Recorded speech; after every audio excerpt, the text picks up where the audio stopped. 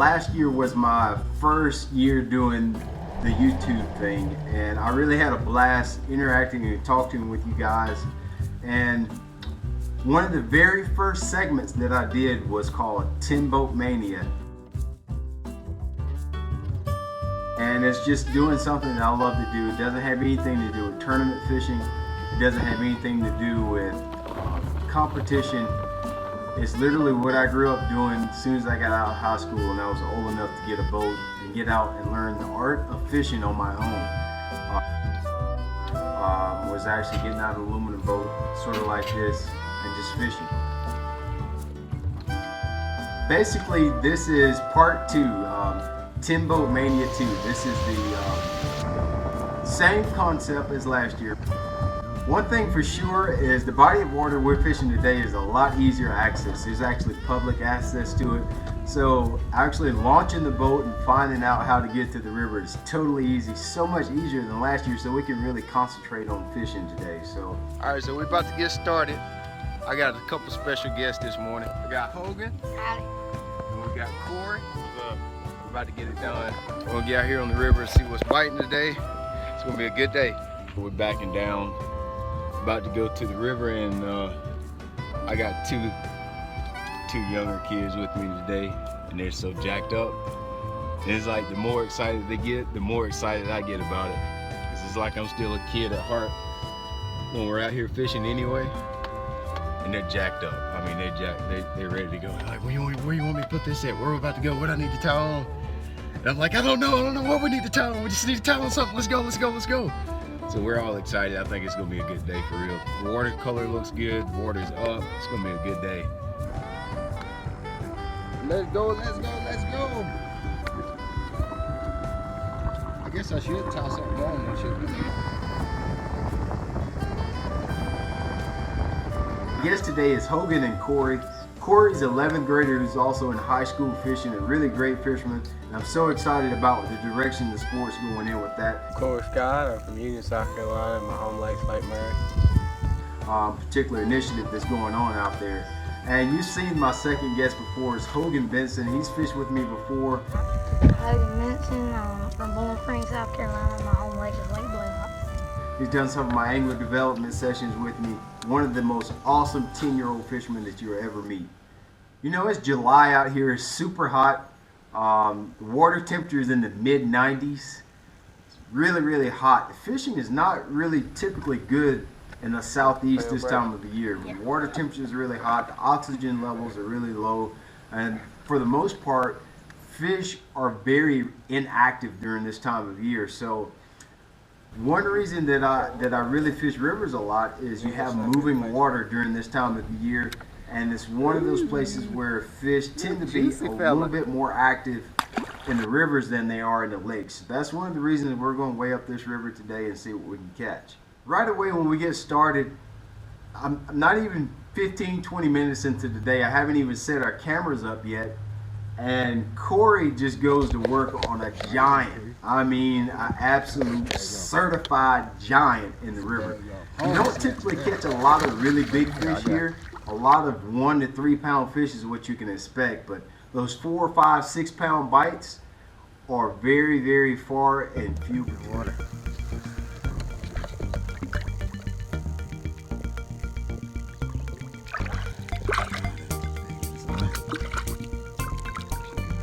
Big one. Sweet. 3 pounder. 3 pounder. Big fish. Got it.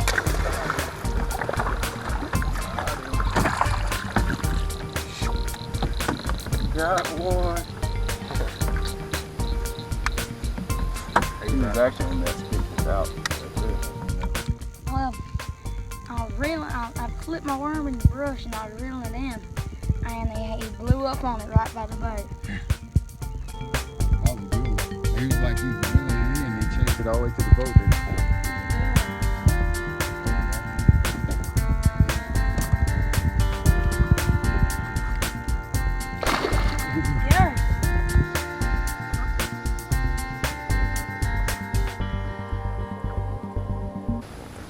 Throw it, see? Good.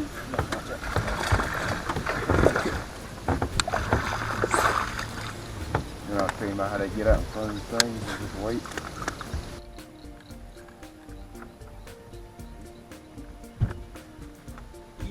Keeper.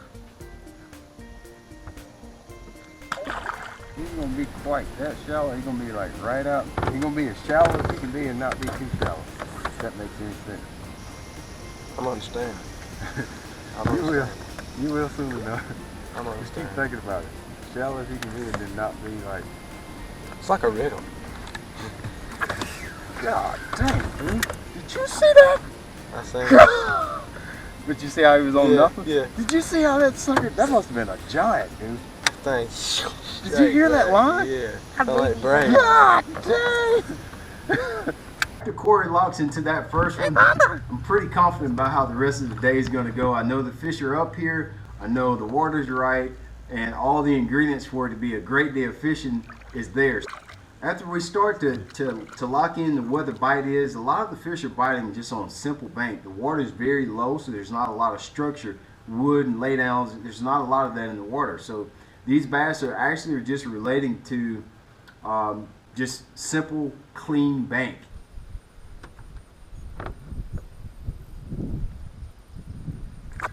Oh! Oh! Oh! Where you been here?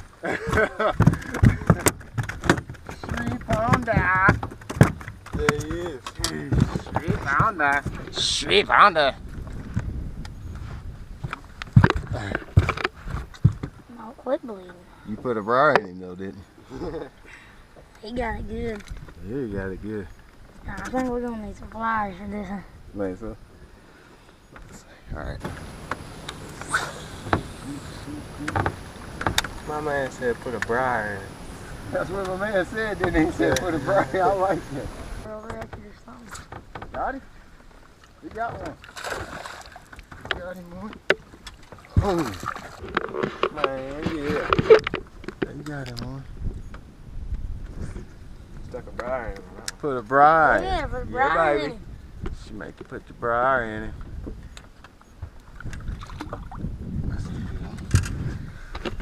You know, it's real simple up here where we're fishing. You know, I don't take a lot of rods. I take 2 or 3 rods, and typically I still catch all my fish on one particular bait. Ever since I was in high school all the way up until now, I've really done most of my damage on one bait when I go river fishing, and that's simply a Texas rig worm. And you can throw just about any plastic that you want, but the one that's worked the best for me has always been just a 10-inch U-tail worm or curl tail worm. Occasionally I'll catch him on a spinner bait or a buzz bait, but most of the time just flipping that big worm gets the job done for us. In the middle. Tap all the way in the back. Drag it back. Oh, yeah. Like I said, shallow you can not be too shallow. I want to fight on it always.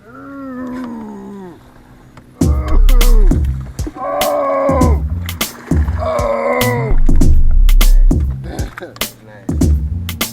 See how he was on nothing though? I barely had him hooked.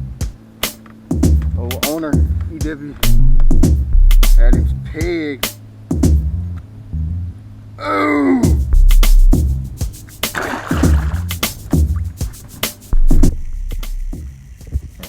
I just caught one. Caught a big worm again. Just a release. Guys, Yeah. bang.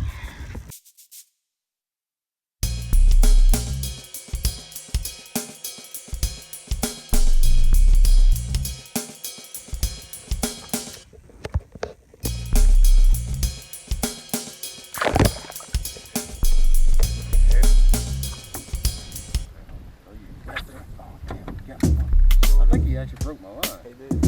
Tell y'all, he's not good at this. Enough fun to be. I mean, like, Caught the shallow as you can junk be. out of The jump. Shallow as you can be and not be too shallow. It makes sense. I'm positive I was Think about it.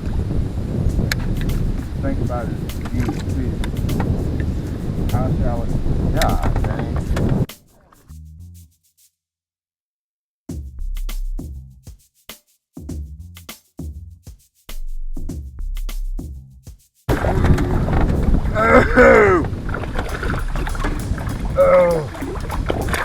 I swear he went under the boat and swapped with another fish. He looked a lot bigger than that. Come here, you little sucker. You little sucker.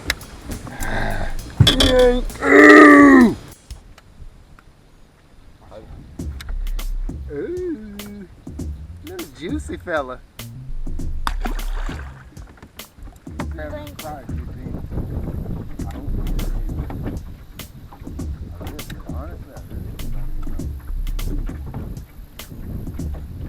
Golly.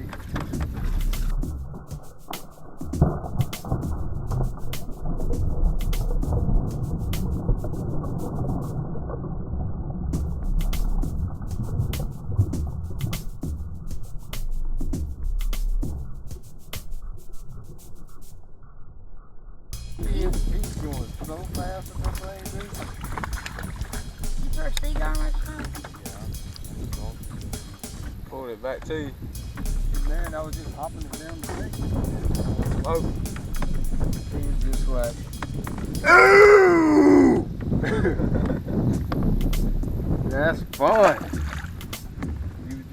You know, every fisherman has that one story of the big one that got away.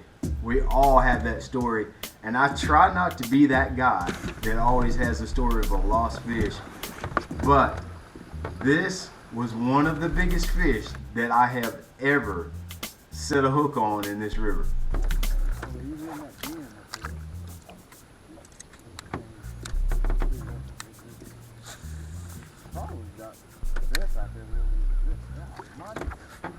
First cast.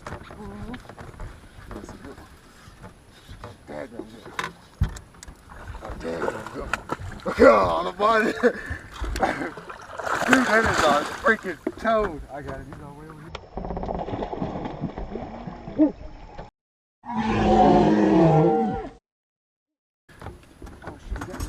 Oh, he broke it off! He broke it off in the trolling motor. This was a good one for the river, you know. Like I said, you catch a lot of 1 to 3 pound fish, but those 4, 5, 6, 7 pound fish are very far and few between. And I locked into one, but unfortunately, things just didn't work out the way I planned it on. Oh, it broke it up! Oh,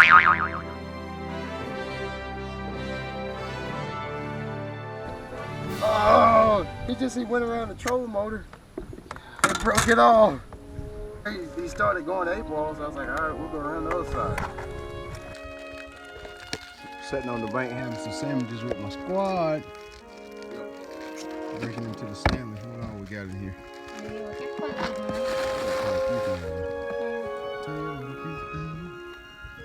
Y'all tell them about that thing in the lost though. Yeah, well, Bigger. 6 pounds. Broke him off in the trolling motor. Broke him off in the darn trolling motor. That sucks. But it's all in fun. Riding him and everything. It's been a good day. We had some fun. Caught quite a few fish so far. Yeah. So we're just gonna sit down and have some lunch. Enjoy the day. Well deserved lunch. And what structure they using? Well, we catch them on the big worm and they own nothing. They just, most of the time they're in water. They in water. Ain't on nothing. On none of the stumps. None of that good looking stuff. Negative. No stump. Not on the good looking stuff. They're like on muddy bank. You can see down through here. All that looks pretty good. There probably won't be on any of that good looking stuff. They'll be mostly on just mud bank. We've been fishing 3 or 4 hours. So get us a little power nap in, power snack, combos, and we'll get back at it. Best part about fishing with Corey and Hogan, these guys are not only good fishermen, but they're hilarious and they're a lot of fun to fish with.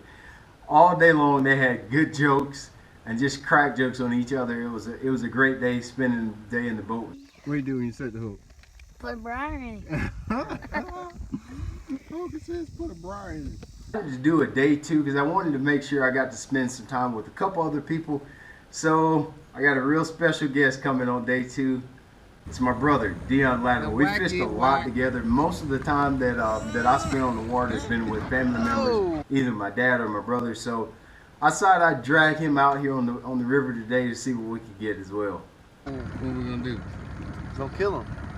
You ain't gonna kill him. I'm gonna beat you. So I decided to do a day 2 yesterday. I had a few camera issues. I didn't get to catch a lot of the guys' fish catches on camera. So I got me another guest down here. We're gonna have a day 2 today. See if we can catch a few more of these big old river bass. So even though we decided to go fishing the exact day after I took Hogan and Corey, the water conditions have changed a lot. Apparently they had a lot of storms, got a lot of rain the day before, and the water is a lot more turbulent. There's a lot more stain to it. It's actually risen about a foot, and a foot in the river system is a lot of water. You see it running off to the side? I'll be glad I can't swim it. Big is one of them ones. He ain't jump. This a big one? That's a big one? Told you. That's a good one. That's something that boy, I threw it up there, the same thing.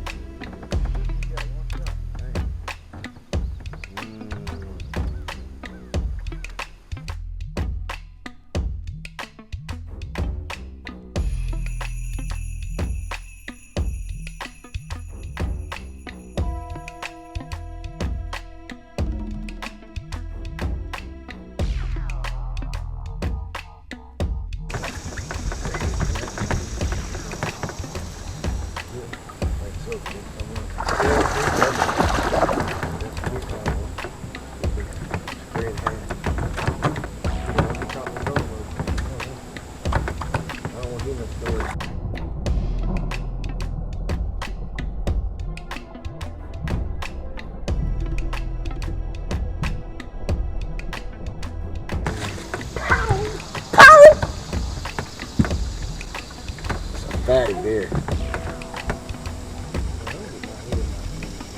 yeah, I'm better than you. I'm better than you, man. You didn't really think he was gonna come out here and then me not show you up? Even though the water conditions have changed a good bit, we were still able to catch a few fish, just not quite as good as when I took Corey and Hogan out. But we still were able to catch a few fish, and not quite any big ones. Not any big ones like we caught in 10 Boat Mania 1 last year on the Saluda River. This year wasn't quite as good for quality, but we still caught some fish, and I got to spend it with some really special people. So all in all, it was a great trip. You know, since the conditions were a lot different, I tried to adjust and use some different baits. I tried a crankbait. We threw a little bit of buzz bait, a few topwater baits, just to try to change it up a little bit.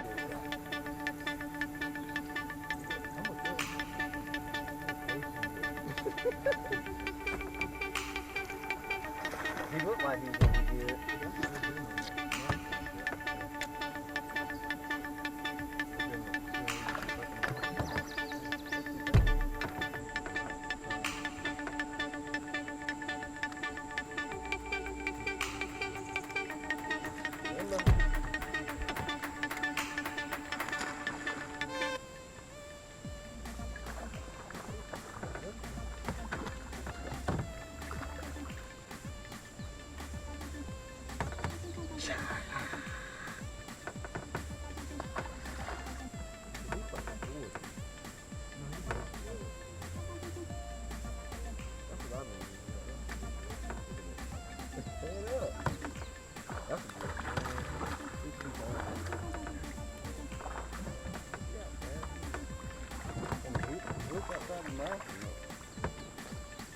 Yeah, hook outside the mouth.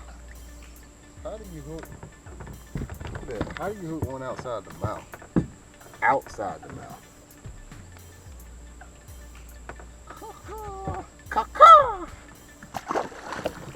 I appreciate you guys taking time to watch this video, 10 Boat Mania 2. Make sure you guys stay tuned. We're going to do a lot more videos. We're going to do a lot more encores to some of the videos we did last year. We're going to do some new videos as well. And we're going to have a lot more guests on the show as well. So I appreciate you taking time to watch this video. Make sure you subscribe and hit that like button. And check out the links in the description box if you want to see some of my other videos.